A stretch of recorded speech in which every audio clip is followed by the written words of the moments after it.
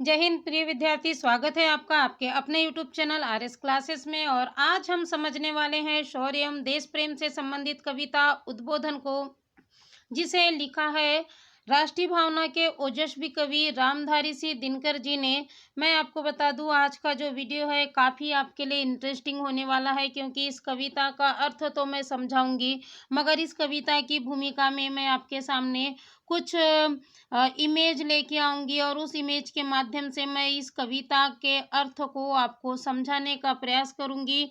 इसीलिए आज आप वीडियो को बिल्कुल बीच में छोड़ के मत जाइएगा। आप शुरू से लेकर अंत तक आप बिल्कुल वीडियो पर बने रहिए और मुझे उम्मीद है कि आपको आज का ये जो वीडियो है और मेरा जो प्रयास है वो बहुत पसंद आएगा। तो इसके पहले यदि आप चैनल पर नए हैं तो प्लीज़ सब्सक्राइब कर दीजिए, ज़्यादा से ज़्यादा लाइक कमेंट्स और शेयर करना बिल्कुल ना भूलिए। और चलिए समझते हैं आज हम कविता उद्बोधन को, जिसे लिखा है ओजस्वी कवि, राष्ट्रीय भावना के ओजस्वी कवि रामधारी सिंह दिनकर जी ने। नवयुवकों को प्रेरित आज की ये जो कविता, देखते हैं क्या हमें सिखाती है, क्या समझाती है और क्या नया करने के लिए हमें प्रेरित करते हैं। तो चलिए समझते हैं कविता उद्बोधन को। उद्बोधन का मतलब होता है संबोधित करना। ठीक है, तो चलिए पहले मैं थोड़ी सी ये कविता का काव्य पाठ कर दूं। वैराग्य छोड़कर बाहों की विभा संभालो, चट्टानों की छाती से दूध निकालो, है रुकी जहां भी धार शिलाएं तोड़ो, पीयूष चंद्रमाओं को पकड़कर निचोड़ो, चढ़ तुंग शैल शिखरों पर सोम पियो रे, योगियो नहीं विजयों की सदृश जियो रे। वैराग्य यानी तो आप जानते हैं संन्यास ग्रहण करना, बाहो यानी बुझाए, विभा यानी क्या होता है शोभायमान होना। ठीक है, पीयूष का मतलब होता है अमृत। ठीक है, तुंग यानी ऊंचे, शैल का तो मतलब आपको पता है पर्वत, सोम यानी पुराने जमाने में एक लता होती थी जिसका रस या निकाल कर लोग पीते थे, काफी नशीला सा पदार्थ होता था।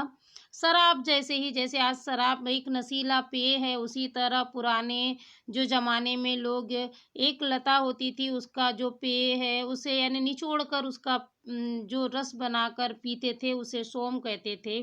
सदृश का मतलब होता है समान। ठीक है, तो चलिए मैं इसका प्रसंग आपको समझा, इसके पहले मैं आपको एक इमेज दिखा देती हूँ और उसके बाद हम इसका अर्थ समझते हैं। देख रहे हैं आप एक इमेज, किसकी है? एक नवयुवक की इमेज है। वह जो है इशारा कर रहा है किस ओर, कि उसे धरती से चलकर सीधे कहाँ तक पहुंचना है? आसमान तक पहुंचना है। उसका जो लक्ष्य है वह क्या है? धरती से पैर हटाने नहीं है, मगर उसका जो लक्ष्य है वह क्या है? कि उसे सीधे किस ओर जाना है? सफलता की आखिरी सीढ़ी यानी धरती से चलकर उसे क्या करना है? आसमान तक की ऊंचाई को प्राप्त करना है। इसलिए यहाँ लिखा है यस यानी हाँ, मैं यह कर सकता हूँ। इसी तरह की ये कविता नवयुवकों के लिए प्रेरित है। और देखिए आप आजू बाजू आप देख रहे हैं, नवयुवक को कुछ नहीं दिखाई दे रहा है, केवल और केवल उसे उसका क्या दिखाई दे रहा है? लक्ष्य दिखाई दे रहा है। तो इस तरह आप समझ चुके होंगे कवि क्या कहना चाहता है पंक्तियों में। मैं आपको बता दूं कवि क्या कहना चाहता है। वैराग्य छोड़कर बाहों की विभा संभालो, चट्टानों की छाती से दूध निकालो। यहाँ पर कवि ने वैराग्य और योग से बढ़कर कर्म को महत्व दिया है। प्रसंग लिख लीजिए आप। कवि ने यहाँ पर क्या है? वैराग्य एवं योग को छोड़कर किसे? कर्म को क्या किया है? महत्व दिया है। संदर्भ तो आपसे बन ही जाता होगा, अभी काफी सारी कविता मैं आपको समझा चुकी हूँ। यदि नहीं बन रहा होगा तो एक बार फिर आप लिख लीजिए। क्या होगा? प्रस्तुत कविता उद्बोधन से ली गई है और इसके कवि राष्ट्रीय भावना के ओजस्वी कवि रामधारी सिंह दिनकर जी है। चलिए अर्थ समझते हैं। वैराग्य छोड़कर बाहों की विभा संभालो। कवि नवयुवकों से कहते हैं कि तुम्हें क्या करना है? वैराग्य को छोड़कर अपने भुजाओं की ताकत को संभालना है। तुम्हें क्या करना है? वैराग्य को छोड़कर अपने भुजाओं की शोभा या ताकत को संभालना है। चट्टानों की छाती से दूध निकालो। तुम्हें क्या करना है? चट्टानों की छाती से दूध के जैसे अमृत रूपी जल को निकालना है। तुम्हें चट्टानों की छाती से क्या करना है? दूध के जैसे अमृत रूपी जल को निकालना है रुकी जहां भी धार शिलाएं तोड़ो। कहते हैं तुम्हारे इस कार्य में जहां पर भी बाधाएं आ जाए या यह जो दूध की धारा है जहां पर भी रुक जाए तो तुम्हें क्या करना है? उस पत्थर को तोड़कर, उस शिलाओं को तोड़कर उसे प्रवाहित होने देना है। पीयूष चंद्रमा को पकड़ कर निचोड़ो। कहते हैं तुम्हें क्या करना है? चंद्रमा को निचोड़ कर, उसे पकड़ कर क्या करना है? उससे अमृत निकालना है। चढ़तुंग शैल शिखरों पर सोम पियोरे। कहते हैं तुम्हें ऊंचे पर्वत पर चढ़कर क्या करना है? सोम रस का पान करना है। तुम्हें ऊंचे पर्वत शिखर पर चढ़कर क्या करना है? सोम रस का पान करना है। योगियों नहीं विजयी की सदस्य जियो रे। कहते तुम्हें एक सन्यासी की तरह नहीं बल्कि एक विजयी की तरह जीवन जीना है। फिर से देखिए अर्थ। कवि कहते हैं कि नवयुवक तुम्हें वैराग्य को छोड़कर अपने भुजाओं की शोभा को बढ़ाना है। तुम्हें चट्टानों की छाती से दूध जैसे या पानी दूध जैसे क्या करना है? पानी के अमृत तत्व को निकालना है। जहां पर भी इसकी धाराएं रुक जाए तुम्हें क्या करना है? शिलाओं को तोड़कर या पत्थर को तोड़कर उसे फिर से प्रवाहित होने देना है। तुम्हें चंद्रमा को पकड़कर उसे निचोड़कर उससे अमृत निकालना है। तुम्हें पर्वत के शिखर पर चढ़कर क्या करना है? सोम रस का पान करना है। तुम्हें योगी की तरह नहीं बल्कि तुम्हें विजयी की तरह जीवन जीना है। मुझे उम्मीद है आपको इन पंक्तियों का अर्थ आसानी से समझ आ गया होगा। विशेष क्या होगा? सरल भाषा होगी, साथ में वीर रस है और नवयुवकों की शक्ति का वर्णन किया गया है। मुझे उम्मीद है आपको आज जो कविता जो मैं आपको समझा रही हूँ आपको समझने में बड़ा ही आनंद आ रहा होगा। तो चलिए आगे समझते हैं। छोड़ो मत अपनी आन शीस कट जाए, मत झुको अनय पर भले योम फट जाए। दो बार नहीं यमराज कंठ धरता है, मरता है जो एक ही बार मरता है। तुम स्वयं मरण के मुख पर चरण धरो रे, जीना हो तो मरने से नहीं डरो रे। स्वतंत्र जाति की लगन व्यक्ति की धुन है, बाहरी वस्तु यह नहीं भीतरी गुण है। नत हुए बिना जो असनिघात सहती है, स्वाधीन जगत में वही जाति रहती है। वीरत्व छोड़ पर का मत चरण गहोरे, जो आन पड़े जो माफ कीजिए जो पड़े आन खुद ही सब आग सहोरे। इस पंक्तियों को आपने सुन लिया है, समझ लिया है। एक और इमेज देख लेते हैं इससे संबंधित, उसके बाद मैं आपको इसका प्रसंग भी समझाऊंगी। देखिए इसमें यह जो युवक है, नवयुवक है, यह आप देख रहे हैं पर्वत के ऊंचे शिखर पर खड़ा है ना। और आप यह जो इमेज है ये साबित करती है कि जो व्यक्ति बिना डरे बिना रुके आगे बढ़ता है वो अंत में क्या कर लेता है? अपनी सफलता को प्राप्त कर ही लेता है। देख रहे हैं आप इस इमेज में, देख रहे हैं इस नवयुवक को। नवयुवक बिल्कुल दिखा रहा है कि हाँ मैं वहां तक पहुंच गया हूँ, मैंने अपनी सभी कठिनाइयों को, सभी जो समस्याओं को पार करके क्या किया है, मैंने अपने लक्ष्य को प्राप्त कर लिया है। इसी तरह का कुछ कहती है ये लाइनें। चलिए प्रसंग देखते हैं और समझते हैं उसे। छोड़ो मत अपनी आन शीस कट जाए, मत झुको अनय पर भले योम फट जाए। यहाँ पर कवि ने किसी भी कीमत पर अन्याय को न सहने की बात कही है।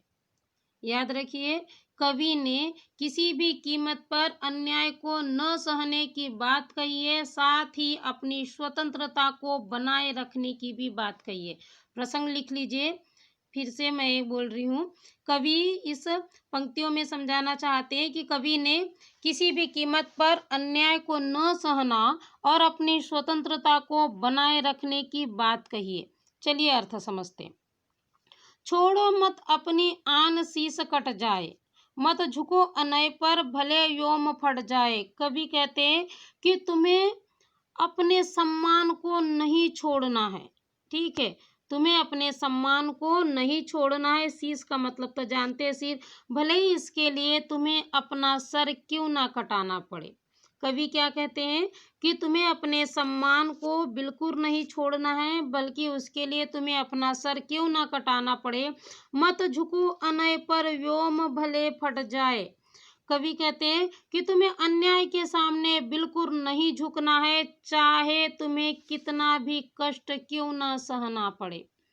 व्योम फटना, बादल फटना यानी होता है बहुत बड़ी मुसीबत आना। अनय का मतलब होता है अनीति, अन्याय। कहते हैं कि तुम्हें अन्याय के सामने बिल्कुल नहीं झुकना है, चाहे कितनी भी बड़ी परेशानी का तुम्हें सामना क्यों ना करना पड़े। दो बार नहीं यमराज कंठ धरता है। कहते हैं कि यमराज हमें बार बार मृत्यु देने नहीं आएगा। फिर से समझिए, यमराज हमें बार बार मृत्यु देने नहीं आएगा। मरता है जो एक ही बार मरता है। कहते हैं मनुष्य को मृत्यु केवल एक ही बार प्राप्त होती है।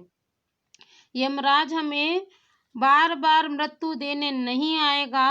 मृत्यु तो केवल एक ही बार प्राप्त होती है। तुम स्वयं मरण के मुख पर चरण धरो रे। कहते हैं इसलिए तुम मृत्यु के मुख में स्वयं अपने पैर रखो। इसलिए तुम स्वयं मृत्यु के मुख में अपने पैर रखो।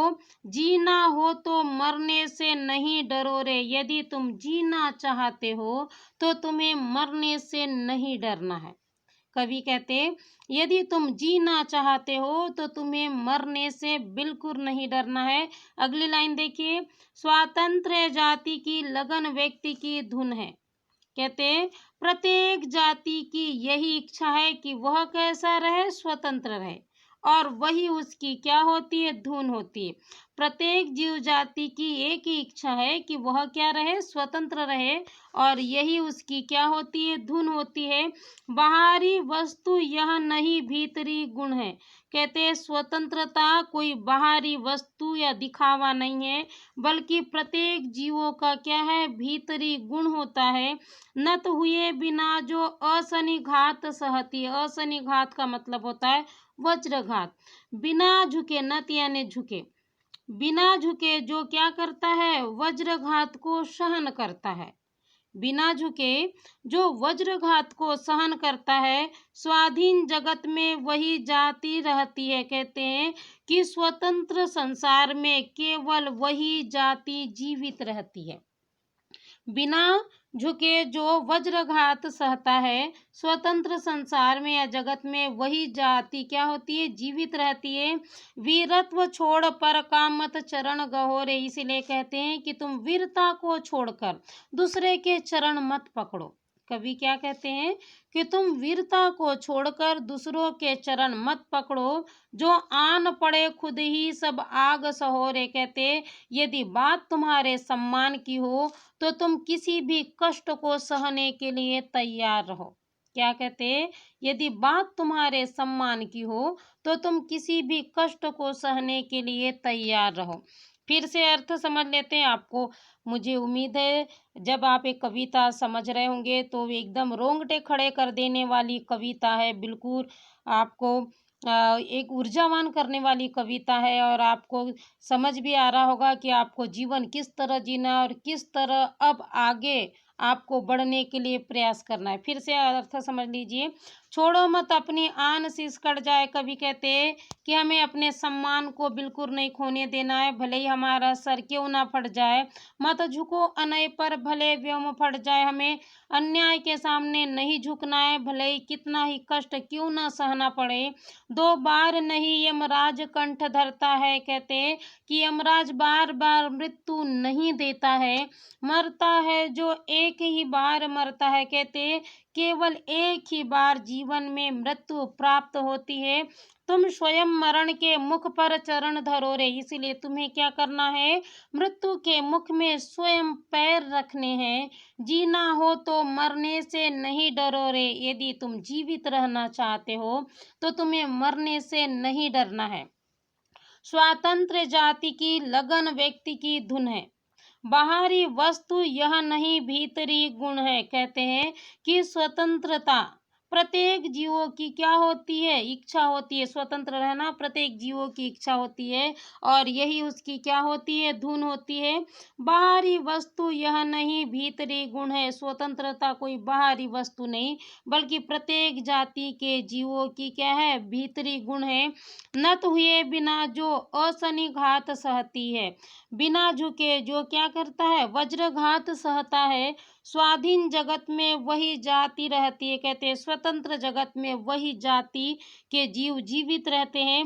वीरत्व छोड़ पर का मत चरण गहोरे, इसीलिए वीरता को छोड़कर तुम दूसरे के चरण मत पकड़ो। जो पड़े आन दुख ही सब आग सहोरे, यदि बात तुम्हारे सम्मान की हो तो तुम्हें सभी कष्टों को क्या कर लेना है, सह लेना है या उसका सामना करना है। मुझे उम्मीद है आपको आसानी से इन पंक्तियों का अर्थ समझ आ गया होगा। विशेष क्या होगा, ओज गुण है, वीर रस है, सरल भाषा है और साथ में क्या है, नवयुवकों को प्रेरित करने वाली पंक्तियां हैं।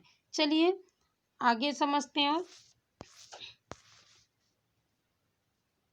जब कभी अहम पर नियति चोट देती है, कुछ चीज अहम से बड़ी जन्म लेती है। नर पर जब भी भीषण विपत्ति आती है वह उसे और दुर्घर्ष बना जाती है। चोटें खाकर विप्रो कुछ अधिक तनोरे, धद को स्फुलिंग में बड़ अंगार बनोरे। स्वर में पावक यदि नहीं वृथा वंदन है, वीरता नहीं तो सभी ये विनय है। याद रखिएगा, विनय क्रंदन है। सिर पर जिस पे असिघात रक्त चंदन है, भ्रामरी का उसी का करती अभिनंदन है। दानवी रक्त से सभी पाप धुलते हैं, ऊंची मानवता के पथ भी खुलते हैं। तो चलिए हम इसका प्रसंग समझे। हम थोड़ा सा इसके एक इमेज के माध्यम से इसे समझने का प्रयास करेंगे। देखिए, देख रहे हैं ये इमेज को, एक जो युवक है जो छलांग लगाने का प्रयास कर रहा है। जब क्या होता है, बार बार कोई परेशानी आप परेशानी का सामना करते हैं तो आप क्या करते हो, आप में उस परेशानी से लड़ने की हिम्मत आ जाती। आप देख रहे होंगे यह जो युवक है इसके जो बीच है, जो ये छलांग लगा रहा है, दो शिलाएं हैं, पर्वत शिखर है और उसके बीच एक गहरी खाई है और उसे क्या करना है कि इस पर्वत से इस पर्वत पर पहुंचना है। मगर न तो वह रुक रहा है न वह डर रहा है, बल्कि इस शिखर से इस शिखर तक पहुंचने की वह क्या कर रहा है, तैयारी कर रहा है। तो यही बताना चाहती कविता कि जब भी नवयुवकों के सामने परिस्थितियां आती है तो नवयुवक क्या हो जाता है, उस परिस्थिति से लड़ने के लिए और अधिक ज्यादा ताकतवर ऊर्जावान हो जाता है और वह छलांग लगा लेता है इस शिखर से दूसरे शिखर तक। चलिए अब प्रसंग समझते हैं। जब कभी अहम पर नियति चोट देती है, कुछ चीज अहम से बड़ी जन्म लेती है। नर पर जब भी भीषण विपत्ति आती है वह उसे और दुर्घर्ष बना जाती है। यहाँ पर प्रसंग लिख लीजिए। कवि ने परिस्थितियों में नवयुवक और अधिक शक्तिशाली हो जाता है, इस बात का वर्णन किया है। कवि ने परिस्थितियों में नवयुवक और अधिक शक्तिशाली हो जाता है, इस बात का क्या किया है, वर्णन किया। अर्थ समझते हैं। जब कभी अहम पर नियति चोट देती है, कहते हैं जब कभी भी भाग्य हमारे अहंकार पर क्या करता है, चोट करता है। जब कभी भाग्य हमारे अहंकार पर, नियति का मतलब भाग्य, जब कभी भाग्य हमारे अहंकार पर चोट करता है, कुछ चीज अहम से बड़ी जन्म लेती है, तब हमारे अहम या अहंकार से बड़ी चीज हमें क्या होती है, प्राप्त होती है। नर पर जब भी भीषण विपत्तियां आती है, जब भी मनुष्य पर या नवयुवकों पर अत्यधिक विपत्ति आती है, वह उसे और दुर्घर्ष बना जाती है। दुर्घर्ष यानी कठिन। तो वह क्या करता है, उस कठिन समय में और अधिक शक्तिशाली होकर उससे लड़ते रहता है। चोटें खाकर बिफरो कुछ अधिक तनोरे, कवि कहते हैं इसलिए चोट खाकर तुम्हें क्या करना है, और अधिक बिखरना है, और अधिक क्या करना है, फैलना है। तुम्हें परिस्थिति की चोट खाकर और अधिक क्या करना है, बिखरना है और अधिक फैलना है। धद को स्फुलिंग में बड़ अंगार बनो रे, स्फुलिंग यानी ज्योति कण। तुम्हें क्या करना है, ज्योति के कण की तरह धधक कर अंगार का रूप लेना है। तुम्हें ज्योति के कण की तरह धधक कर अंगार का रूप लेना है। स्वर में पावक यदि नहीं वृथा वंदन है, वृथा यानी बेकार, पावक का मतलब आग। कहते हैं यदि तुम्हारे स्वर में आग नहीं है तो वंदना करना या प्रार्थना करना बेकार है। यदि तुम्हारे स्वर में आग नहीं है तो प्रार्थना करना बेकार है। वीरता नहीं तो सभी विनय क्रंदन, ये विनय है, ठीक है, विनय नहीं विनय है। वीरता नहीं तो सभी विनय क्रंदन है। कहते यदि तुम में वीरता नहीं है तो विनम्रता पूर्वक रोना बेकार है। कहते यदि तुम में वीरता नहीं है तो विनम्रता पूर्वक रोना बेकार है।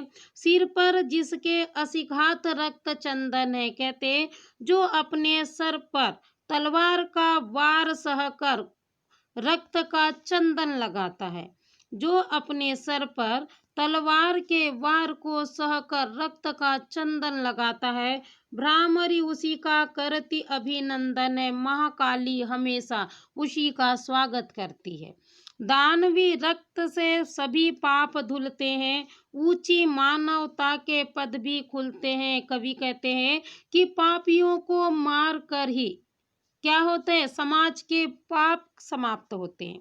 पापियों को मार कर ही क्या होता है, समाज के पाप समाप्त होते हैं। ऊंची मानवता के पद भी खुलते हैं और उसी के बाद समाज में मानवता का निर्माण होता है।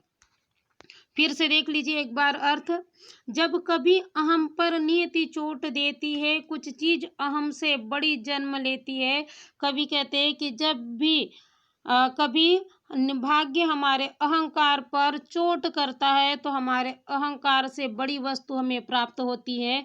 नर पर जब भी भीषण विपत्ति आती है वह उसे और दुर्घर्ष बना जाती है। कहते हैं मनुष्य पर जब भी कठिन परिस्थितियां आती है वह उन कठिन परिस्थितियों से और अधिक शक्तिशाली होकर उससे लड़ते रहता है। चोटें खाकर बिफरो कुछ अधिक तनोरे, कहते इसलिए तुम चोट खाकर और अधिक बिखरो और अधिक फैलो।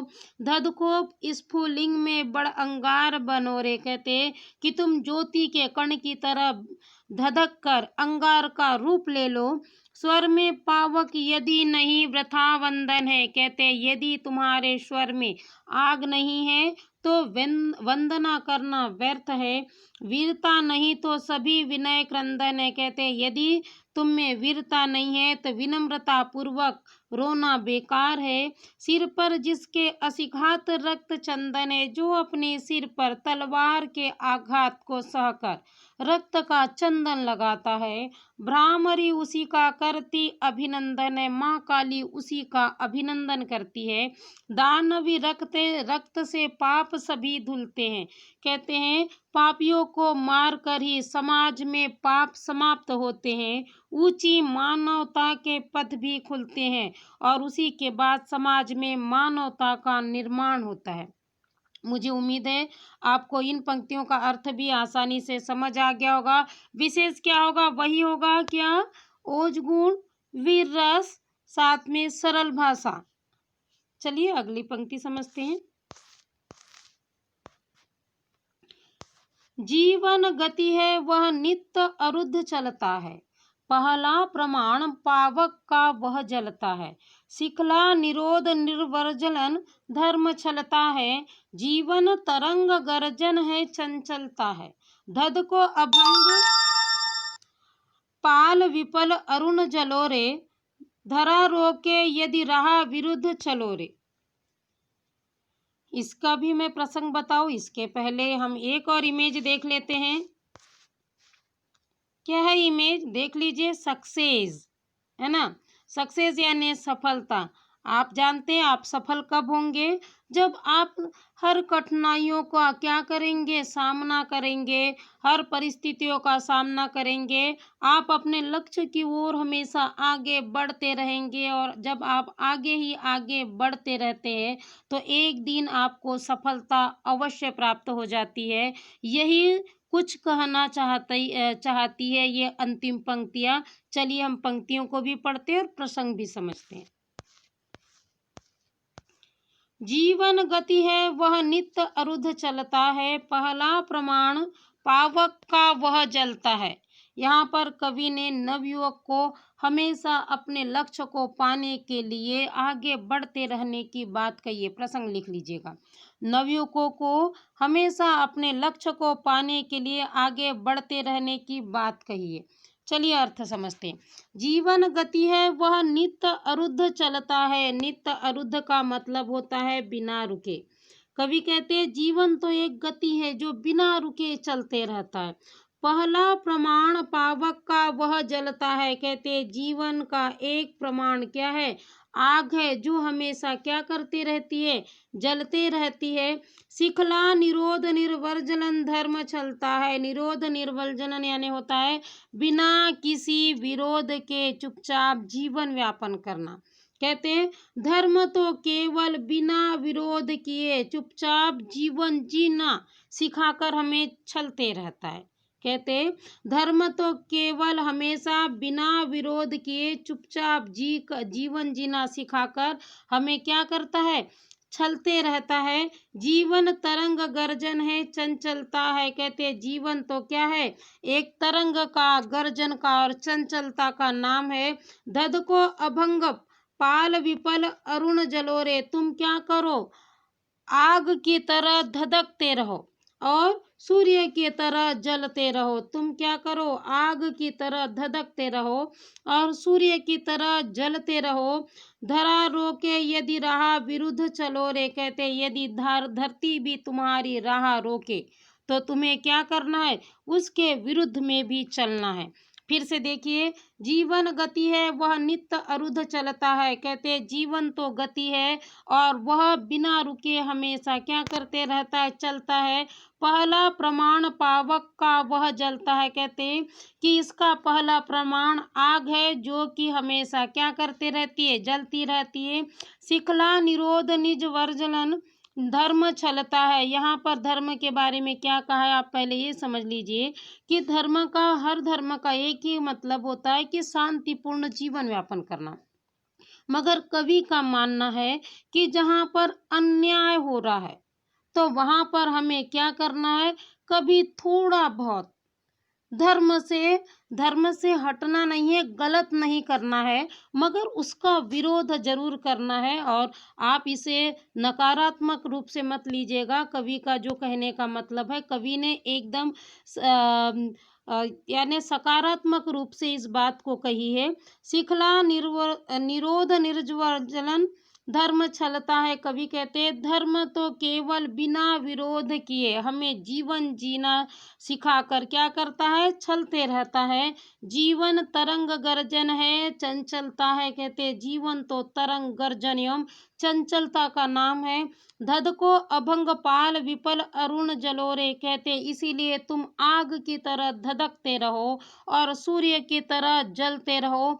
धरा रोके यदि राह विरुद्ध चलो रे। यदि धरती भी तुम्हारी राह को रोके तो तुम उसके भी विरुद्ध में चलते रहो।